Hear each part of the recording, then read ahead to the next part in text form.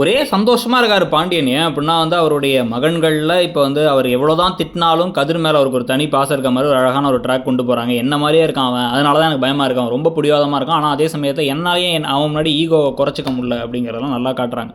So அதே மாதிரி தான் அந்த ஒரு ட்ராக்கெல்லாம் சூப்பராக போயிட்டு இருக்கும் பொழுது இப்போ அவருடைய மருமகள்களும் அவருக்கு பிடிச்ச மாதிரி ஆயிட்டாங்க. தங்கமயில் மேலே தான் மட்டும்தான் கோவமாக இருந்தார். அதுவும் இப்போ சரியாயிடுச்சு. இது உயிரை காப்பாற்றினாங்க தான் தலையில் அடிபட வச்சு அப்படின்னு சொல்லிட்டு.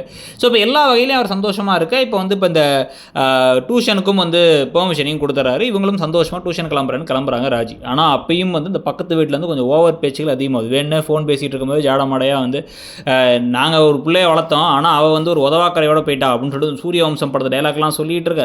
சைக்கிளில் முன்னாடி உட்காந்தவங்க இறங்கி இந்த ஜாடமாடையாக பேசுகிற வேலைலாம் வச்சுக்காதீங்க.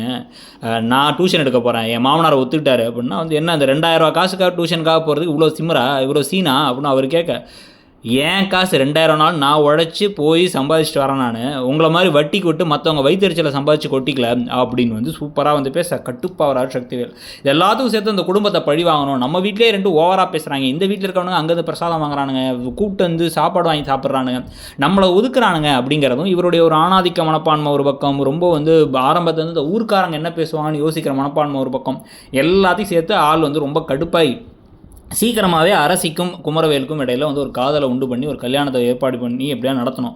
அப்புறம் தான் அவங்களோட குடும்பத்தையே பழி வாங்க முடியும் அப்படின்னு சொல்லி முடிவெடுத்து சில விஷயங்கள் செய்ய போகிறார்.